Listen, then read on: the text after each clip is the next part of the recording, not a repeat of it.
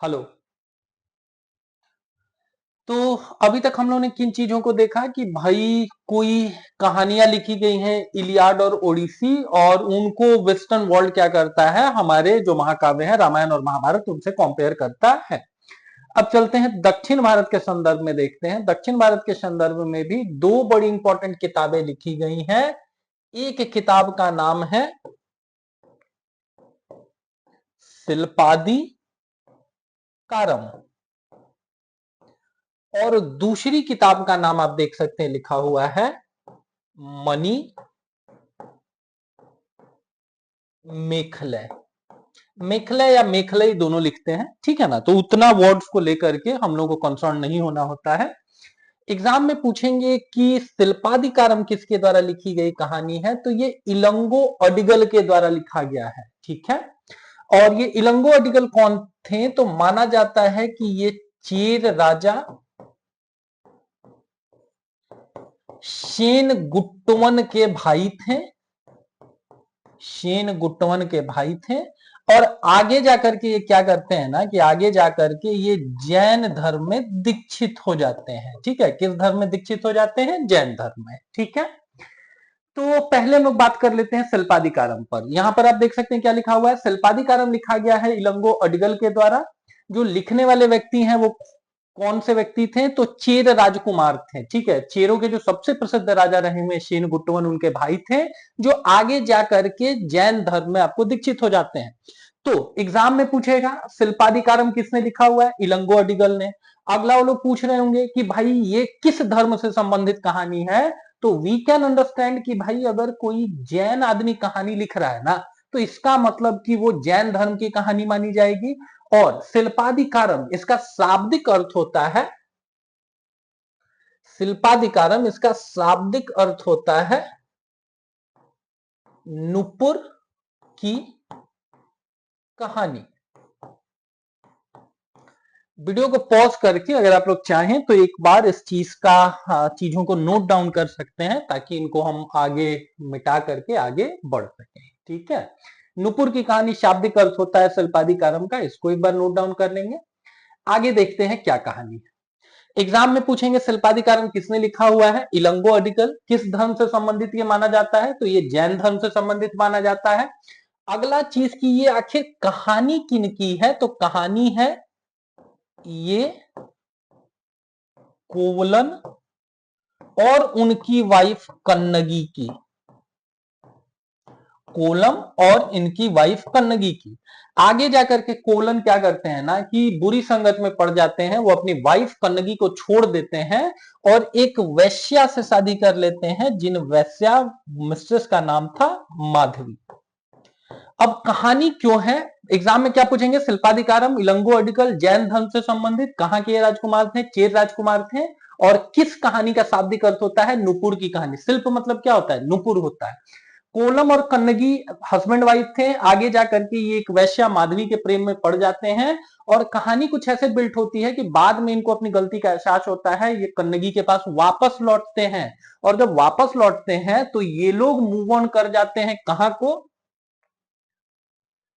तो मदुरै शहर में चले जाते हैं। मदुरै किन लोगों की राजधानी थी, पांड्य राजाओं की राजधानी थी। तो अगला एग्जाम में पूछेगा कि जो शिल्पादिकारम की कहानी है वो किस शहर के इर्द गिर्द है, तो मदुरई शहर के इर्द गिर्द है। कन्नगी देवी को दक्षिण भारत में बहुत प्रतिष्ठित माना जाता है, देख सकते हैं कि एक कन्नगी देवी है। हम लोगों ने लिटरल मीनिंग क्या सीखा, शिल्प की कहानी या नुपुर की कहानी। इनके हाथ में एक आप गहना एक नुपुर देख रहे होंगे। और दक्षिण भारत में खासतौर से मदुरई इत्यादि के आसपास देवी कन्नगी को की पूजा की जाती है, इनसे संबंधित मंदिर वगैरह। एग्जाम में पूछे कि कन्नगी देवी की का मंदिर कहां पर है, तो मदुरई में है। यहाँ पे इनको कन्नकी लिखा हुआ है और अम्मन मतलब मां, ठीक है। तो कहानी कुछ ऐसी है कि भाई कोलन को बाद में अपनी गलती का एहसास होता है, वो कन्नगी के साथ उनका पुनर्मिलन होता है, वो लोग धीरे से चले जाते हैं मदुरै शहर में। और मदुरै शहर में अब वो लोग नया बिजनेस करने सोचते हैं, पैसे रुपए थे नहीं। और तब कोलन को कन्नगी अपना एक नुपुर दे देती हैं, बोलती हैं कि जाओ इसको बेच दो, इसको बेच करके कुछ बिजनेस वगैरह कर लेना। इसी क्रम में वहां के जो राजा थे, पांड्य नगरी के जो राजा थे, उनकी वाइफ का भी एक गहना चोरी हुआ था और धोखेवश कोवलन को कैद कर लिया जाता है, ये समझ के कि इसी आदमी ने चुराया था। ठीक है, और एक ही गहना चोरी हुआ था। तो जब कोलन के ऊपर इस चीज का आरोप लगाया गया, उनको फांसी वगैरह दे दिया गया, तो कन्नगी आती है और पांड्य राजा को से पूछती है कि भाई मेरे इनोसेंट हस्बैंड को क्यों तुमने फांसी दिया, तुम्हारी वाइफ का तो एक ही गहना चोरी हुआ है ना, और देखो अगर हम लोग चोर होते ना तो हम, मेरे हस्बैंड के पास दूसरा गहना नहीं होता, लेकिन देखो मेरे हाथ में ये दूसरा गहना भी है, दैट मीन्स कि वो तुम्हारा गहना नहीं था, वो मेरा गहना था। And this is the exact reason कि यही सारी कहानी है। एग्जाम में पूछते हैं शिल्पादिकारम किसने लिखा, इलंगो अडिगल। कौन से व्यक्ति थे, जैन धर्म से संबंधित वो जैन भिक्षुक थे और चेर राजा सेनगुट्टवन के भाई थे। इसके अतिरिक्त किनकी प्रेम कहानी है, तो कोवलन और कन्नगी की प्रेम कहानी है, और साथ साथ माधवी की भी प्रेम कहानी इसको माना जा सकता है। ये एक वैश्या थी, मिस्ट्रेस थी, जिनके साथ आपको कोलन की शादी वगैरह हो जाती, मतलब वो उनके साथ रिलेशंस वगैरह में आ जाते। ठीक है, तो अब तो आप लोग देख ही रहे ना कि आपके एग्जाम में बहुत डिटेल में क्वेश्चन पूछे जा रहे हैं। तो this is the exact reason कि अब खाली फैक्चुअल चीजें जानने से पता नहीं ये होगा। और जिस तरीके से यूपीएससी अब क्या करता है कि किताबों को लेकर के वो थीम पूछ देता है कि बाबू डिटेल में वो किताब की थीम बताओ, तो same thing is applicable here also. Ilango Adigal के द्वारा लिखी गई जो शिल्पादिकारम है उसकी यही कहानी थी। अगले में आ जाते हैं मणिमेखले। मणिमेखले लिखा गया है शीतले शतनार के द्वारा, और ये अपने आप में ये एक बौद्ध भिक्षुक थे, बौद्ध भिक्षुक थे। इसका मतलब एग्जाम में पूछे कि शिल्पादिकारम किस धर्म से संबंधित कहानी है, तो वो कहानी है जैन धर्म से संबंधित, और मणिमेखले किससे संदर्भित कहानी है, तो वो बौद्ध धर्म से संदर्भित कहानी है। नाम मणिमेखले कौन क्यों है, बिकॉज अभी हम लोगों ने पिछली कहानी में क्या जाना कि कोई कोलन थे जो माधवी नाम के एक मिस्ट्रेस के प्यार में पड़ते हैं, एक वैश्या के प्यार में पड़ते हैं, और उसी प्रेम विवाह से उनको एक बेटी होती है और उस बेटी का नाम है मणिमेखले। और कहानी के आखिर में दिखाया जाता है कि वो भी अंत में बौद्ध धर्म में दीक्षित हो जाती है, वो भी बौद्ध भिक्षुणी बन जाती है। तो ये सारी कहानी बताई गई है शीतले शतनार के द्वारा लिखी गई इस कहानी में। और दक्षिण भारत का इलियाड और ओडिसी, इन्हीं दोनों किताबों को कहते हैं। अगर एग्जाम में पूछे कि भारत का इलियाड और ओडिसी कौन सा है, तो महाभारत और रामायण। और अगर ऐसे पूछे कि दक्षिण भारत के इतिहास के संदर्भ में इलियाड और ओडिसी किन पुस्तकों को कहा जाता है, तो इन्हीं मणिमेखले और शिल्पादिकारम को कहा जाता है। ठीक है, ये गॉडेस कन्नगी है। कन्नगी से संबंधित जो मंदिर वगैरह है वो कहाँ है, मदुरै में है। और मदुरै किन लोगों की राजधानी थी, पांड्य राजवंश की राजधानी थी। ठीक है, आगे चलते हैं जैन और बौद्ध साहित्य। अभी हम लोग चूंकि धार्मिक साहित्य देख रहे हैं, तो पहला चीज तो नोट डाउन करेंगे कि जो जैन साहित्य होता था उसको कहा जाता था आगम, और या उसको कहा जाता था अंग। ठीक है, सिमिलरली यहां पे बौद्ध ग्रंथों के बारे में बताया गया है कि बौद्ध ग्रंथ जो लिखे गए हैं वो पाली भाषा में लिखे गए हैं। अभी हाल फिलहाल तक यूपीएससी में एक ऑप्शनल होता था पाली। ठीक है, याद रखेंगे कि जो भी जैन साहित्य है उसकी रचना की गई है प्राकृत अथवा अर्ध प्राकृत भाषा में, और जो आपको बुद्धिस्ट टेक्स्ट हैं उनकी रचना किस भाषा में की गई है, तो उनकी रचना की गई है पाली भाषा में। और इनमें से अधिकतर बुद्धिस्ट और जो जैन आपको टेक्स्ट हैं वो कहां पे रचित किए गए हैं, तो मगध महाजनपद में या दक्षिण भारत में। एग्जाम में पूछेगा कि भाई अधिकतर जो जैन या बुद्धिस्ट साहित्य है उसकी रचना किस भूमि पर की गई है, तो मगध में ही उनकी रचना की गई है। रीजन क्या है, महाजनपद एरा में हम लोग जानते हैं कि भाई 16 महाजनपदों में से सबसे बड़ा सबसे प्रभुत्वशाली महाजनपद कौन सा था, तो मगध था। अभी थोड़ी देर पहले एक फैक्ट हम लोगों ने और देखा कि ठीक है ये सबसे बड़ा इन्फ्लुएंशियल सबसे स्ट्रॉन्ग आपको राज्य था, लेकिन खारवेल एक ऐसे राजा हैं जो मगध के ऊपर भी आक्रमण करते हैं। पौराणिक दृष्टिकोण से देखा जाए तो जरासंध को माना जाता है कि भाई इन्होंने प्रभुत्वशाली आपको मगध महाजनपद की स्थापना की। और अगर महाभारत सीरियल में जाकर के आप देखेंगे ना तो उसमें भी भगवान कृष्ण यही बोलते हैं कि भाई जरासंध को मारना इसलिए जरूरी है क्योंकि वो आर्यन नॉर्म्स को फॉलो नहीं करता है, ऋषि मुनियों को सताता है, वहां पर वेद आदि मतलब यज्ञ आदि नहीं होने देता है। And this is the exact reason कि भाई जो मगध था एक तरीके से वो आर्य भूमि आर्यन लैंड के बाहर पड़ता था। और this is the exact reason कि नए धर्मों की रचना के लिए या उनके प्रसार के लिए मगध भूमि ने एम्पल अपॉर्चुनिटीज दी है। ठीक है, तो हम लोगों ने सीखा कि भाई पाली में क्या हुआ है, उन लोगों के टेक्स्ट रचे गए हैं, बुद्धिस्ट लोगों के, और जैनियों के जो भी आपको उनकी कहानियां हैं, उनका साहित्य है, उसको प्राकृत या अर्ध प्राकृत भाषा में उसकी रचना की गई है। ठीक है, अब आइए एग्जाम में कई बार पूछा हुआ है आपके एग्जाम में कि भाई जातक कथाएं क्या हैं। तो जातक कथाएं भगवान बुद्ध के पिछले जन्मों की कहानी है, पिछले वर्ष लिखा हुआ है, इसको जन्म लिख लेंगे, पिछले जन्मों की कहानी है जातक कथाएं। और ये चीज अपने आप में क्या साबित करता है कि भगवान बुद्ध का अगर बार बार जन्म हुआ, दैट मीन्स कि बुद्धिज्म कहीं ना कहीं पुनर्जन्म की धार्मिक मान्यता में आस्था रखता होगा। ठीक है, कहीं ना कहीं पुनर्जन्म की धार्मिक मान्यता में भी ये लोग आस्था रखते होंगे। जातक कहानियां मतलब भगवान बुद्ध किसी जन्म में घोड़ा, किसी जन्म में हाथी, इस तरीके से कुछ कुछ बने हैं और वही कहानियां जातक कथाओं में बताई गई हैं। हर स्टेशन पे जाके देखेंगे ना तो जातक कथाएं बिकती हुई मिल जाएंगी, बच्चे बहुत चाव से उनको पढ़ते हैं। छोटी छोटी ज्ञानवर्धक कहानियां, जैसे रुरु जातक का चित्रण किया गया है भरहूत स्तूप में।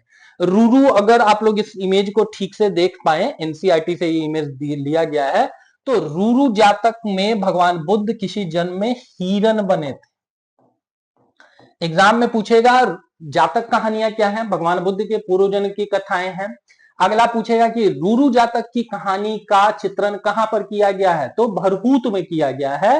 और ये भरहूत कहां पर है, तो सतना डिस्ट्रिक्ट ऑफ मध्य प्रदेश में है। भरहूत कहां पर आपको है, मध्य प्रदेश में है। वहीं पर स्तूप, स्तूप मतलब अपने को सिंपली समझना है कि बौद्ध धर्म से संबंधित अगर कोई बड़े बाबा, बीट भगवान बुद्ध हिमसेल्फ या कोई भी और बड़े इन्फ्लुएंशियल आदमी मरे तो उनकी एक तरीके से इसको कब्रगाह कह लीजिए, समाधि स्थल कह लीजिए। ठीक है, समाधि स्थल। बौद्ध धर्म में दो टर्म हमेशा जानेंगे, एक तो है स्तूप, स्तूप मतलब जो बुद्धिस्ट बाबा लोग हैं उन लोगों का समाधि स्थल, और चैत्य मतलब जैसे हिंदुओं में मंदिर होते हैं वैसे ही बुद्धिस्ट लोगों के जो पूजा स्थान होते हैं उनको चैत्य कहा जाता है। बहरहाल ये सारी चीजें और डिटेल में लोग कहां देखेंगे, जब बुद्धिस्टों का चैप्टर देखेंगे, भगवान बुद्ध को पढ़ेंगे। यहां वापस लौटते हैं, देखिए क्या लिख रखा है। रुरु जातक की कहानी का अंकन कहां पर किया गया है, भरहूत में। और भरहूत कहां पर है, मध्य प्रदेश में। ठीक है, रुरु जातक में क्या थे, भगवान बुद्ध हिरन थे, और एक ऐसे हिरन थे जिनका पूरा शरीर सोने का बना हुआ था। एक बार नदी में डूबते एक आदमी की वो मदद करते हैं और उसको यही रिक्वेस्ट करते हैं कि भाई मेरे, तुम किसी और को मत बताना कि मेरा शरीर, तुम्हारा जान तो हम बचा लिए, बट किसी और को मत बताना कि मेरा शरीर स्वर्ण का बना हुआ है, नहीं तो कोई और हमको मारने के लिए आएगा। लेकिन आदमी, हम लोग जानते हैं कि नेचर वाइज हम लोग में से बहुत सारे लोग धूर्त होते हैं, वो जाके राजा को बता देते हैं। और यही सारी कहानी बताई गई है रुरु जातक वाली कहानी में। मोरल ऑफ द स्टोरी कि धूर्त आदमी पे आप भरोसा नहीं कर सकते हैं, उसका प्राण रक्षा करना मतलब कहीं ना कहीं आप भी संकट में आएंगे। एक और कहानी है महाकपि जातक। महाकपि जातक, कपि मतलब क्या होता है, बंदर होता है। यहां पर देख रहे हैं कि एक पुल जैसा स्ट्रक्चर बना हुआ है और एक बड़ा सा बंदर उस पुल को कहीं ना कहीं होल्ड करके रख रहा है। कहानी कुछ ऐसी है कि महाकपि जातक एक जन्म में भगवान बुद्ध बंदरों के राजा थे, और जिस जंगल में ये बंदर रहा करते थे ना, उसी के पास से एक नदी गुजरती थी, और राजा जो बंदरों के थे भगवान बुद्ध, उन्होंने अपने बंदरों को ये स्ट्रिक्टली बोल रखा था कि सबसे पहले फल खाने हैं नदी के किनारे वाले वृक्षों से, क्योंकि हमारे जंगल में बहुत अच्छे फल मिलते हैं, और अगर नदी में बह के ये फल दूर देश के राज्यों तक पहुंचे तो वो लोग फिर इतने मीठे फलों की खोज में हम लोगों तक आएंगे, और हम लोगों तक आएंगे तो हम लोगों को मारेंगे पीटेंगे। बट भूलवश क्या होता है कि एक बार नदी में बहकर कुछ फल चले जाते हैं राजा के पास, राजा उन फलों को खा करके मंत्रमुग्ध हो जाता है कि इतने अच्छे फल कहां से आए हैं। पता लगाया जाता है तो भाई इसी जंगल के पास, इसी नदी के पास वाले जंगल से। और तब अपने पूरे क्लैन, अपने पूरे कबीले को बचाने के लिए जो महाकपि जातक थे वो क्या कर रहे हैं, वो एक तरीके से पुल बनाते हैं, बोलते हैं कि तुम लोग सारे लोग नदी पार करके चले जाओ, बिकॉज राजा के जो लोग हैं ना वो तो अब हम लोगों को मारे बिना छोड़ेंगे नहीं। और इसी क्रम में जब पुल की रस्सी टूटती है तो महाकपि जातक अपने को पुल की तरह से यूज करवाते हैं, अपने ऊपर से बहुत सारे बंदरों को गुजारने देते हैं, और इसी क्रम में अंत में उनकी मृत्यु हो जाती है। मोरल ऑफ द स्टोरी क्या है कि भाई पूरे कबीले को बचाने के लिए अगर एक आदमी को बलिदान देना पड़े तो बलिदान दिया जा सकता है, और उस बलिदान की भी अपनी एक ग्लोरी होती है। इसके अतिरिक्त भरहूत में और किस चीज का चित्रण किया गया है, महाकपि जातक, रूरू जातक, उसके अतिरिक्त क्वीन माया के ड्रीम का। आप लोगों को पता होगा कि महामाया देवी उनकी वास्तविक माता थी। गौतम बुद्ध नाम क्यों है, बिकॉज उनकी जो सौतेली माँ थी गौतमी, उन्होंने लालन पालन किया बुद्ध का, इसीलिए वो गौतम बुद्ध कहलाए। हाउएवर उनकी अपनी माता का नाम है माया। क्वीन माया ड्रीम, माया देवी का स्वप्न।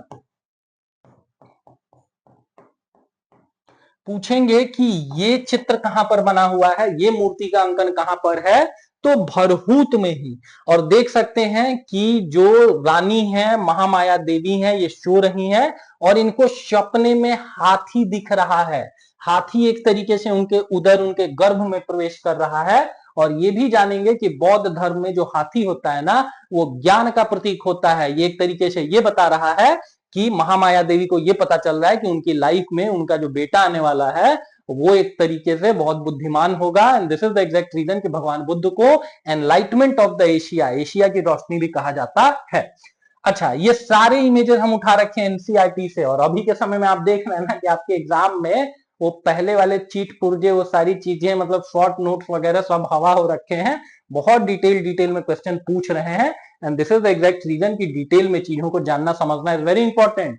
और यकीन मानिए इसके बाद एक रिवीजन का शॉर्ट वीडियो भी हर टॉपिक का हम लोग लेकर के आपके लिए आ रहे हैं, और बहुत डिटेल में भी चीजें जानिए। कई बार डिटेल से भी क्वेश्चन पूछे जाते हैं। जैसे लास्ट टॉपिक जो हम लोगों ने बात किया ना, मणि मैखले इत्यादि की, तो वो सबको पता है भाई कि भाई शितनार सतनार ने लिखा हुआ है या इलंगो अडिगल ने लिखा हुआ है। अब वो पूछेंगे किस धर्म का है या उसके नायक कौन से हैं, ठीक है। तो इतना डिटेल में हम लोग बात इसीलिए करते हैं ताकि सारे क्वेश्चंस आप लोग कहीं ना कहीं कर ले, ठीक है। अगले में आइए, अब जैन साहित्य की बात की जा रही है। हम लोगों ने बात किया भी कि जैन साहित्य जो है ना, उनका संकलन किस भाषा में किया गया है, तो भाई प्राकृत भाषा में। और अंतिम रूप से इनका संकलन किया गया है 6ठी शताब्दी में गुजरात के बल्लभी नामक शहर में, ठीक है। 6ठी शताब्दी लगभग 512 ईस्वी में। आप लोगों को पता होगा कि जैनियों के 2 ही आपको काउंसिल हुए हैं, बुद्धिस्टों के 4 काउंसिल हुए हैं। काउंसिल मतलब सिंपली समझना है कि हम भी बौद्ध धर्म के मानने वाले हैं, आप भी मानने वाले हैं, लेकिन कुछ मुद्दों के ऊपर हमारे आपके बीच अगर विवाद है तो जो बेवकूफ लोग होते हैं वो लड़ झगड़ के फैसला करते हैं, और जो चालाक लोग होते हैं वो एक जगह पे बैठ करके डिसाइड करते हैं कि नहीं, भगवान बुद्ध ने ऐसा नहीं ऐसा कहा था। सिमिलरली यहां पर लिखा हुआ है जैन धर्म से संबंधित बात। जैन धर्म से संबंधित 2 ही आपको क्या हुई हैं, आपको काउंसिल संगतियां हुई हैं, 2 सम्मेलन हुए हैं। अंतिम रूप से जैन जो टेक्स्ट है, साहित्य है, उसका संकलन 6ठी शताब्दी में गुजरात के बल्लभी में जो पहला वाला हुआ था वो चंद्रगुप्त मौर्य के संरक्षण में हुआ था, और स्थलभद्र उसकी अध्यक्षता कर रहे थे, ठीक है। अच्छा, जैन ग्रंथ में हम लोगों को व्यापार और व्यापारियों के बारे में बार बार उल्लेख किया गया है। आप सोच के देखिए ना कि अभी भी इस देश के जो बहुत रिच लोग हैं वो किस धर्म से आते हैं, वो सब के सब जैनी लोग हैं, ठीक है। मारवाड़ी कम्युनिटी में देखेंगे ना, तो मारवाड़ी कम्युनिटी में बहुत से लोग जैन धर्म के फॉलोअर हैं, बिजनेस ओरिएंटेड ये लोग होते हैं, और इसीलिए जैन ग्रंथों से व्यापार और व्यापारियों का भी पता चलता है। ठीक है, और अंतिम रूप से संकलन ईस्वी पूछे तो 6वीं ईस्वी, और कहां पर, तो वल्लभी में, और वल्लभी आप देख सकते हैं कि यहां गुजरात में है। अब आ जाते हैं धर्मसूत्र और स्मृतियां। ये किस चीज को इंडिकेट करती हैं? धर्मनिरपेक्ष साहित्य को इंडिकेट करती हैं।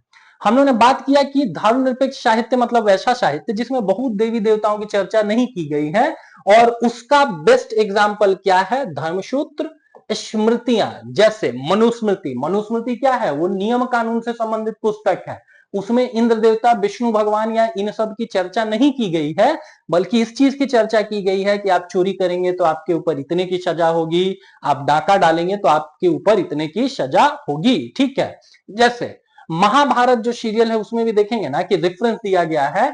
जैसे दुर्योधन और युधिष्ठिर के सामने न्याय करने के लिए लाया जाता है। 4 लोग होते हैं, एक ब्राह्मण, एक शूद्र, एक वैश्य और एक क्षत्रिय, और बोला जाता है कि भाई चारों ने मर्डर कर रखा है, तो भाई चारों को सजा दे, दोनों युवराज। दुर्योधन दोनों को बराबर सजा देते हैं, बोलते हैं कि चारों ने मर्डर किया है, तो चारों को ने मर्डर किया हुआ है तो चारों को क्या कर दो? मृत्यु दंड दे दो। लेकिन युधिष्ठिर बोलते हैं ना कि ब्राह्मण, चूंकि वो नॉलेजेबल आदमी है, वो बहुत पढ़ा लिखा आदमी है, पढ़ा लिखा होने के बावजूद अगर उसने गलती की, हत्या किया, उसको ये समझ में नहीं आया कि हर जीव में मतलब परमात्मा का ही वास होता है, तो उसका जो अपराध है वो सबसे ज्यादा है, उसको सबसे ज्यादा दंडित करो। क्षत्रिय, क्षत्रिय का काम था समाज को प्रोटेक्ट करना, प्रोटेक्ट करना छोड़ करके उसने किसी व्यक्ति की हत्या की, तो अपने कर्तव्यों के अगेंस्ट उसने काम किया, इसीलिए उसको थोड़ा कम हत्या। और शूद्र के बारे में वो बोलते हैं कि भाई ये थोड़ा उसको नॉलेज नहीं है, तो इसीलिए उसको सबसे कम दंडित किया जाए। तो अलग अलग धर्म सूत्र, अलग अलग स्मृतियों में मोस्टली क्या थीम डील किया गया है? न्याय शास्त्र। एग्जाम में पूछेगा कि जो स्मृतियां हैं या धर्म सूत्र हैं, इनमें किसकी चर्चा सर्वाधिक की गई है? तो न्याय की चर्चा की गई है, और इसका परफेक्ट एग्जाम्पल देखना है तो मनु स्मृति। ठीक है, माना जाता है कि इस देश का पहला न्याय शास्त्र से संबंधित जो पुस्तक है या सर्वमान्य पुस्तक थी वो मनुस्मृति थी। ठीक है, and this is the exact reason कि चूंकि हमारा जो अभी का इतना प्रेस्टिजियस, इतना इंपॉर्टेंट कॉन्स्टिट्यूशन जिसको अम्बेडकर साहब ने बना रखा है, इसीलिए उनको हम लोग क्या बोलते हैं? आधुनिक मनु बोलते हैं। एग्जाम में पूछेंगे कि आधुनिक मनु की संज्ञा किनको दी जाती है? तो बाबा साहेब भीमराव अम्बेडकर को। इसके अतिरिक्त देखिए और धर्म निरपेक्ष साहित्य में क्या आता है? दक्षिण भारत का साहित्य जिसको हम लोग संगम बोलते हैं। ठीक है, रेस्पेक्टिव चैप्टर में हम लोग और डिटेल में बात करेंगे संगम साहित्य के बारे में, लेकिन फिलहाल जानिए कि 3 आपको बड़े राजवंश थे दक्षिण भारत में, चोल, चेर और पांड्य। और तीनों राजा क्या करते थे ना कि अपने अपने रिप्रेजेंटेटिव्स को मदुरै शहर में भेजते थे। मदुरै शहर में अपने अपने राजकवियों को भेजते थे, और वो राजकवि जा करके ये बखान करके आते थे कि मेरे राजा इतने ब्रेव हैं, उनकी इतनी बड़ी सेना है, वो इतने दयालु हैं, इतने कृपावान हैं। तो एक तरीके से देखिए, जब आप ये सारी बातें बोल रहे हैं कि मेरे राजा बड़े दयालु हैं, बड़े प्रतापी हैं, तो इसमें किसी देवी देवता की चर्चा नहीं कर रहे हैं, माता पार्वती, शिव, भगवान विष्णु की चर्चा नहीं कर रहे हैं। तो इसीलिए संगम साहित्य को भी क्या माना जाता है? धर्मनिरपेक्ष साहित्य माना जाता है। वहां पर एग्जाम में हो सकता है कि चुनने बोल दे इनमें से कौन कौन सा आपको धार्मिक प्रवृत्ति का है, तो ये जो संगम साहित्य है ये धार्मिक प्रवृत्ति का बिल्कुल भी नहीं है। ठीक है, और इन सब का थीम क्या है? जो धर्मशास्त्र या स्मृतियां हैं वो क्या है? तो भाई दंड विधान है, न्याय शास्त्र वगैरह से संबंधित थीम इसकी है। और देखिए और कौन सी पुस्तक है जिसको हम लोग धर्मनिरपेक्ष मानते हैं? कौटिल्य का अर्थशास्त्र। ठीक है, कौटिल्य कह लीजिए या विष्णु गुप्त कह लीजिए या चाणक्य कह लीजिए, तीनों एक ही आदमी का नाम है। कौटिल्य, विष्णुगुप्त या चाणक्य, एक ही आदमी का नाम है। इनकी जो सबसे प्रतिष्ठित किताब है वो क्या है? अर्थशास्त्र है। अगला चीज की कहां पर पढ़ाने का काम करते थे? तो तक्षशिला, जिसको प्राय दुनिया की पहली यूनिवर्सिटी माना जाता है, तक्षशिला विश्वविद्यालय में ये शिक्षण का काम करते थे। इन्होंने किताब लिख रखी है कौन सी? अर्थशास्त्र। अर्थशास्त्र, अर्थ मतलब पैसा रुपया होता है। एग्जाम में पूछेंगे कि अर्थशास्त्र का सेंट्रल थीम क्या है, मुख्य थीम क्या है, किस विषय में है? तो पैसे रुपए की चर्चा की गई है, लेकिन सबसे ज्यादा जिस चीज की चर्चा की गई है वो राज व्यवस्था। ठीक है, ये पॉलिटी के ऊपर किताब लिखी गई है। अर्थशास्त्र को लेकर के और डिटेल में चीजें हम लोग इस रेस्पेक्टिव चैप्टर में जानेंगे जब हम लोग मौर्यन एडमिनिस्ट्रेशन देखेंगे। फिलहाल जानेंगे कि इस किताब में कितने चैप्टर्स हैं। तो 15 चैप्टर हैं। जैसे यहाँ पुस्तक लिख रखा है तो पुस्तक मतलब चैप्टर ही मानना है। देखिए, जो अर्थशास्त्र किताब है ना, ये बहुत टुकड़ों टुकड़ों में, कहीं से 20 पन्ना, कहीं से 50 पन्ना, कहीं से 40 पन्ना ऐसे करके मिला। और सबको जब हम लोगों ने लेखनी का क्रम जोड़ा तो लगा कि एक आदमी का लिखा हुआ है, और वो आदमी कौन से थे? चाणक्य थे। And this is the exact reason कि आगे चल के हम लोगों का ऐसा समझ विकसित हुआ कि भाई ये 15 चैप्टर एक ही आदमी के द्वारा लिखे गए हैं। ठीक है, अब आगे हम लोग देखते हैं।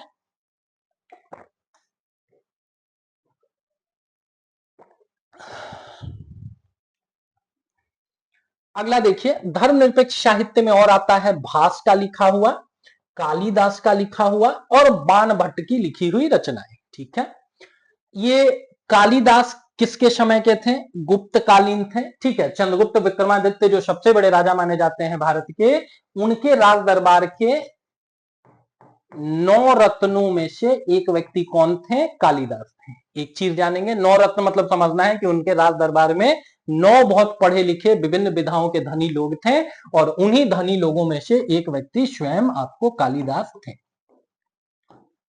ठीक है, अगला भास के बारे में जानेंगे। भास किसके राज दरबार में थे इसका उल्लेख नहीं मिलता है, लेकिन कालिदास ने बहुत सारी अपनी रचनाओं में ऐसा बोला है कि भाई काश हम लिख देते उतना अच्छा जितना अच्छा भास लिखते हैं।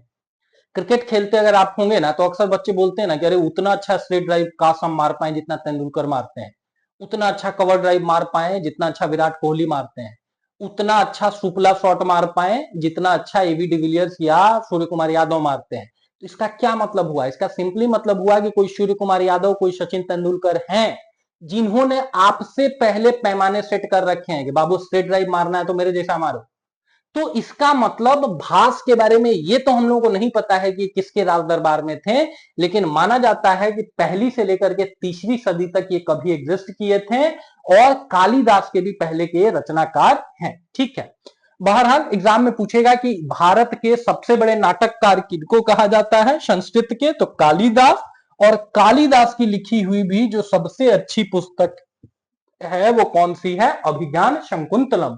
अभिज्ञान शकुंतलम मतलब शकुंतला को ज्ञान हुआ। ठीक है, शकुंतला को ज्ञान हुआ। एक और छोटा सा चीज देखेंगे, एग्जाम में पूछते हैं कि भारत का शेक्सपियर किनको कहते हैं? तो विलियम शेक्सपियर एक अंग्रेजी के बहुत बड़े नाटककार रहे हुए हैं, और इन्हीं के नाम पर, चूंकि अभी थोड़ी देर पहले भी हम लोगों ने बात किया था कि अंग्रेज लोग इतने बदमाश थे कि भाई हम लोगों के लोगों को यथेष्ट सम्मान नहीं देते थे। उनको लगता था कि हमारे लोग ज्यादा इमिनेंट है, ज्यादा सुपीरियर है। बहरहाल आप जानेंगे भारत का शेक्सपियर किनको कहा जाता है? कालिदास को। और शेक्सपियर की कुछ कुछ कहानियां जानेंगे, जैसे द मर्चेंट्स ऑफ वेनिस लिखा गया है, रोमियो एंड जूलियट लिखा गया है। रोमियो एंड जूलियट शायद आप लोगों को पता होगा। इसके अतिरिक्त ओथेलो लिखा है इन्होंने, और ओथेलो के ऊपर ही ना कुछ साल पहले आप देखेंगे ना यूट्यूब पे पड़ा हुआ मिल जाएगा, एक ओमकारा मूवी बनाई गई थी विशाल भारद्वाज के द्वारा। ओमकारा माना जाता है कि इसी ओथेलो नाटक के ऊपर थी। ठीक है, इसके अतिरिक्त और क्या लिखा गया है विलियम शेक्सपियर ने? किंग लायर लिखा हुआ है, मैकबेथ लिखा हुआ है। और एग्जाम में कई बार पूछ देते हैं ना कि विलियम शेक्सपियर की लिखी हुई सबसे अच्छी कहानी कौन सी है, सबसे अच्छा नाटक कौन सा है? तो हैमलेट है। ठीक है, हेलमेट नहीं, हैमलेट। ठीक है, हेलमेट पहनने वाला होता है और उसी से मिलता जुलता नाम हैमलेट। हैमलेट किसकी सबसे अच्छी रचना है? वो विलियम शेक्सपियर की लिखी हुई है। आजकल एग्जाम में बाहर की हिस्ट्री, बाहर के इतिहास से भी कुछ क्वेश्चन पूछ लिए जाते हैं, इसीलिए इस एक फैक्ट को भी आप लोग जानेंगे। ठीक है, सबसे अच्छी रचना ये है, जैसे 1983 का वर्ल्ड कप ना, 1983 का वर्ल्ड कप आप लोगों को पता होगा कि भारत बहुत एडवर्स कंडीशन में जीता था। इंडिया को शेयर मार्केट सट्टा बाजार में कोई भी वैल्यू नहीं मिल रहा था, सबको लगता था वेस्ट इंडीज जीतेगा। इवन 75 और 79 का वर्ल्ड कप जीता था वेस्ट इंडीज, और उसके प्लेयर इतने कॉन्फिडेंट थे कि सबने अग्रिम कार का बुकिंग दे रखा था कि भाई 83 वर्ल्ड कप हम लोग जीतेंगे ही, और जीतेंगे तो फिर से हम लोगों को बोर्ड इनाम देगा, इनाम देगा तो हम लोग कार खरीदेंगे, कार खरीदेंगे तो भाई एडवांस कर देते हैं, ठीक है। बट उन लोगों को नहीं पता था कि 1983 में एक पागल जट उनके सामने आ जाएगा, whose name was Kapil Dev. Kapil Dev एक तरीके से अपने दम पर जाकर के वर्ल्ड कप को जिताते हैं 1983 का, ठीक है। मूवीज वगैरह भी आई हुई है, वो आप लोगों ने देखा होगा। और ये ब्रिटिश मीडिया इंडिया को लेकर के इतना बायस्ड रहा हुआ है, ठीक है, कि अगले दिन वहां के न्यूज़पेपर्स में छपता है ना कि भारत का 1983 का वर्ल्ड कप में जीत कुछ वैसा ही है जैसे बंदरों को टाइपराइटर पर मनमानी करने के लिए छोड़ दीजिए। मतलब एक तरीके से वो हम लोगों को बंदरों सदृश बता रहे थे कि अनसिविलाइज लोग हैं, और बाई लक क्या होगा कि बंदर लोग जो आपको टाइप कर रहे होंगे, जो मनमानी कर रहे होंगे टाइपराइटर पर, उससे जो छप करके आएगा वो विलियम शेक्सपियर का हेमलेट हो। तो एक उस समय तो चूंकि कंप्यूटर नहीं चलता था, उस समय किसकी मान्यता थी? टाइपराइटर की। तो देखिए कितना डिमीनिंग लाइन हम इंडियंस के बारे में लिखा हुआ है कि भाई हम लोगों को बंदरों से कंपेयर करके बोला जा रहा है कि तुम लोग जीते फिर भी बाई लक जीते हो, कोई हम लोगों को क्रेडिट नहीं दिया गया। भारत का शेक्सपियर कौन? कालिदास, ठीक है। अगले में आ जाइए, देखिए क्या लिखा हुआ है। कालिदास की लिखी हुई कुछ कहानियां जानेंगे हम लोग। पहली कहानी तो जान रहे होंगे, अभिज्ञान शकुंतलम है, ठीक है। अभिज्ञान शकुंतलम किसकी कहानी है? शकुंतला और राजा दुष्यंत की कहानी है। ये कण्व ऋषि की पुत्री थी, और पुत्री होने के साथ साथ इन्होंने प्रेम विवाह कर रखा था दुष्यंत राजा से, और दुर्वासा ऋषि के शाप के कारण राजा शकुंतला को भूल जाते हैं, इसीलिए कहानी का नाम है अभिज्ञान शकुंतलम, मतलब शकुंतला को ज्ञान हुआ, ठीक है। तो इसकी जो कहानी है वो फिर है आपको किस बारे में? ये है तो शकुंतला और दुष्यंत की प्रेम कहानी है, और इन्हीं से एक इनको संतति, एक संतान उत्पन्न होती है जिनका नाम क्या है? राजा भरत है, और भरत के नाम पर ही इस देश का नाम भारत पड़ रखा है, ठीक है। अगले में देखिए रघुवंशम महाकाव्य, ठीक है। रघुवंशम महाकाव्य, आप लोगों को पता होगा कि भगवान राम के पूर्वज का नाम था Raghu, and this is the exact reason कि रामायण सीरियल में आप देखेंगे ना कि भगवान राम हर दूसरे तीसरे लाइन में क्या बोलते थे कि हम रघुवंशियों ने एक बार बोल दिया कि ऐसा होगा मतलब होगा। सुग्रीव आप निर्भय हो जाइए, आप रघुवंशियों के प्रोटेक्शन में आ रखे हैं। या जब समुद्र के लिए भी वो एक तीर उठाते हैं, बहुत लेट से समुद्र रिस्पॉन्ड करते हैं, तो भगवान राम बोलते हैं कि ठीक है तुम आए मेरे पास, लेट से आए, तुमको छोड़ रहे हैं, लेकिन ये राम बाण, रघुवंशियों का बाण कभी खाली नहीं जाता, एक बार चढ़ गया तो बताओ इसको कहां चलाएं। तो रघुवंशम किसकी कहानी है? एग्जाम में पूछेंगे। देखिए भगवान राम का यहाँ पे चित्र भी है, ठीक है। तो इसका थीम क्या है?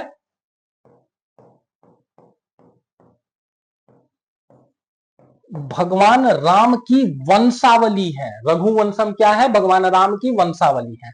ऋतु संहारम, ऋतु मतलब क्या होता है? ऋतु मतलब अपने को क्या समझना है कि ऋतु संहारम मतलब, ऋतु मतलब सीजन, मौसम, और भारतीय मौसमों की चर्चा किस किताब में की गई है? तो इसी किताब ऋतु संहारम में उसकी चर्चा की गई है, ठीक है। अगले में आ जाइए, मालविकाग्निमित्र की कहानी क्या है? तो अग्निमित्र शुंग, अग्नि मित्र शुंग, शुंग नाम से आप लोगों को कुछ याद आ रहा है? शुंग राजवंश की स्थापना की गई थी पुष्यमित्र शुंग के द्वारा 185 बीसी में, और उन्हीं के जो बेटे हैं अग्निमित्र, अग्निमित्र की मालविका नामक राजकुमारी के साथ प्रेम कहानी किस कहानी में दी गई है? ये क्वेश्चन भी 2017 या 18 में जाके देखेंगे ना तो इवन यूपीएससी तक ने पूछा रखा है कि इनमें से कौन सी कहानी जो है वो शुंग डायनेस्टी से संबंधित है। अब नाम में देखिए केवल अग्निमित्र है, शुंग तो लिखा हुआ नहीं है यहां पर, तो बहरहाल जानेंगे कि शुंग राजवंश के एक राजकुमार अग्निमित्र शुंग की प्रेम कहानी है ये, मालविका नामक आपको राजकुमारी के साथ, ठीक है। उसके अगले में आ जाइए, देखिए क्या लिख रखा है। बाण भट्ट ने किस चीज को लिख रखा है? हर्ष चरित्र को। राजा हर्षवर्धन बात हम लोगों ने किया कि 606 से लेकर के 647 तक ये रूल करते थे नॉर्थ इंडिया को, और इनिशियली ये कहां से रूल करते थे? थानेश्वर से, और आगे जाकर के ये राजधानी कहां शिफ्ट कर देते हैं? कन्नौज में।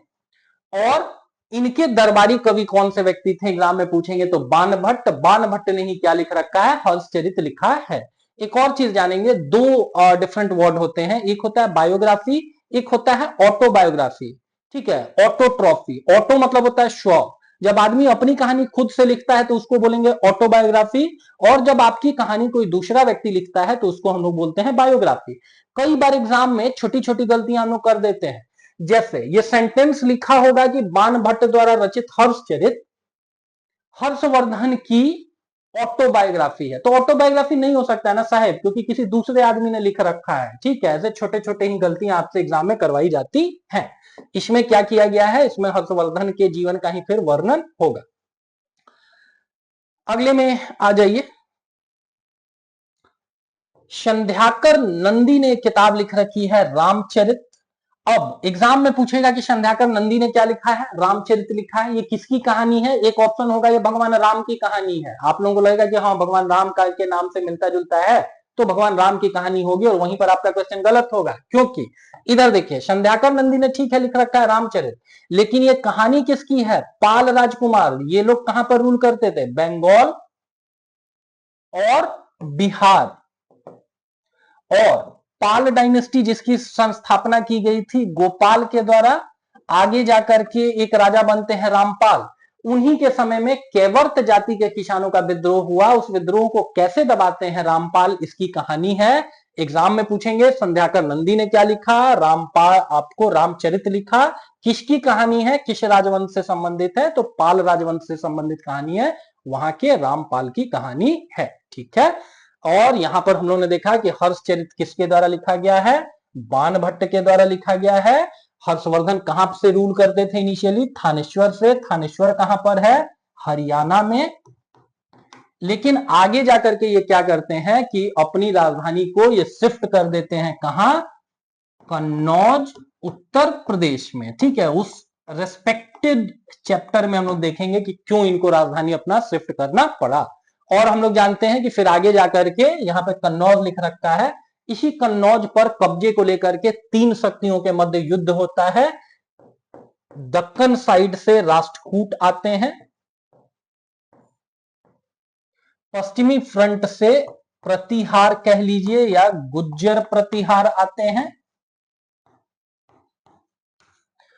और ईस्टर्न साइड से यही पाल राजवंश आता है। ठीक है, पाल राजवंश आता है। एग्जाम में पूछेंगे कि भाई त्रिगुट संघर्ष किस जगह पर कब्जे को लेकर था? कन्नौज पर कब्जे को लेकर के। कौन सी शक्तियां लड़ी? तो राष्ट्रकूट, गुज्जर प्रतिहार और पाल लोग लड़े। और अंतोगत्वा कौन लोग जीते? तो गुज्जर प्रतिहारों ने अंतोगत्वा इस युद्ध में जीत हासिल की है। अगला देखिए क्या लिख रखा है, बिल्हन ने कौन सी बुक लिख रखी है? विक्रमांक देवचरित लिखा है। थोड़ी देर पहले भी हम लोगों ने बात किया हुआ था कि ये जो कहानी है ये ओरिजिनल वाले किंग विक्रमादित्य की कहानी नहीं है, बल्कि विक्रमादित्य 6 की कहानी है, जो चालुक्य राजा थे। और चालुक्य राजा थे मतलब कहां के चालुक्य राजा? कल्याण के चालुक्य राजा। और कल्याण कहां पर है? तो कर्नाटक में है। तो कर्नाटक के कोई राजा थे विक्रमादित्य 6, जो चालुक्य राजा थे, उन्हीं के ऊपर लिखा गया है विक्रमांक देवचरित। किसके द्वारा? बिल्हन के द्वारा। अब नाम देखिए, एक विल्हन है, एक कलहन है। एक ने दक्षिण भारत में एक राजा का इतिहास लिखा हुआ है, और दूसरी तरफ एक व्यक्ति आपको दिख रहे होंगे कलहन।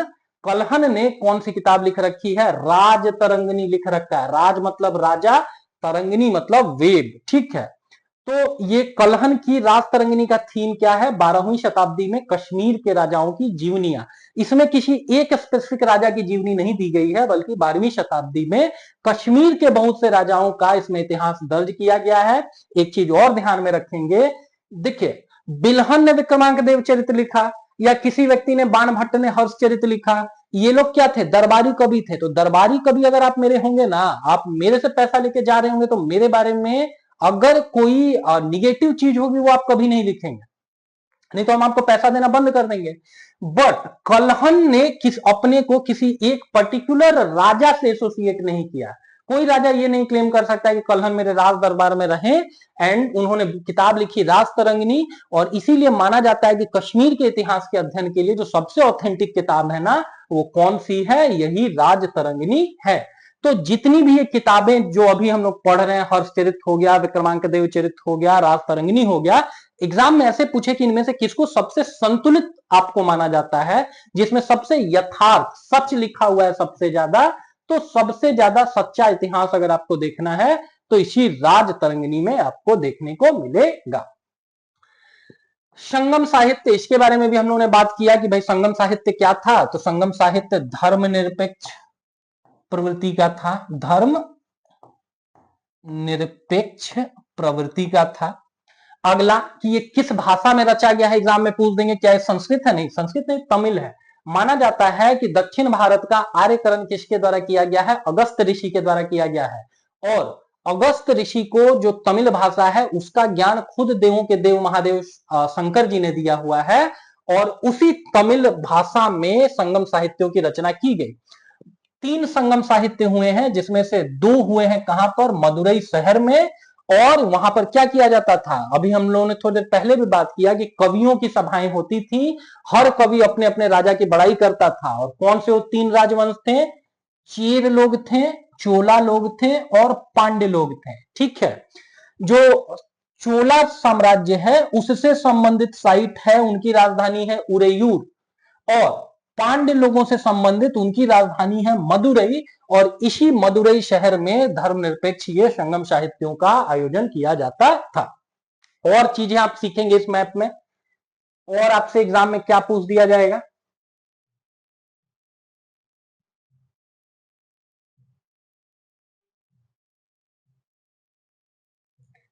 और आपके सीखने के लिए देखिए क्या चीजें हैं। एक चीज और यहां से आप सीख सकते हैं, देखिए एग्जाम में पूछेगा कि जो चोल राजवंश है ना, ये कहां पर रूल करता था। तो जो ऊपरी वाला तमिलनाडु है, तमिलनाडु तो ऐसा ही है ना जी, मैप उसका तमिलनाडु का कैसा है? ऐसा है। तो ऊपरी तमिलनाडु में कौन लोग रूल करते थे? चोल लोग रूल करते थे। निचला वाला जो तमिलनाडु है, जो निचला तमिलनाडु है, वहां पर कौन लोग रूल करते थे? तो पांड्य लोग रूल करते थे। और केरल के तरफ ये जो हिस्सा देख रहे हैं, तो बेसिकली केरल ही तो है ना। तो केरल के तरफ कौन सा राजवंश शासन करता था? अगर एग्जाम में केरल पूछे कि केरल के तरफ कौन सा राजवंश शासन करता था, तो वो चेर लोग थे। And this is the exact reason कि कभी कभी मेंटर चाहिए होता है, हम लोग आपको वो बातें बताने का प्रयास करते हैं। ये मैप आपकी भी आंखों के सामने है, मेरी भी आंखों के सामने है, बट वैसे भी क्वेश्चन पूछा जाता है, ये बताना मेरा आपको काम है। ठीक है, तो यहां तक की कहानी हम लोगों ने देखी। इसके अगले में देखेंगे तमिल साहित्य के बाद, फिर हम लोग देख रहे होंगे कि विदेशियों के क्या क्या इस देश में अकाउंट्स हैं, उनसे हम लोग क्या क्या चीजें कंक्लूड कर सकते हैं, उन सारी चीजों को देखेंगे। और ये भी इससे संबंधित जो एमसीक्यूज हैं उनको भी हम लोग लगा रहे होंगे।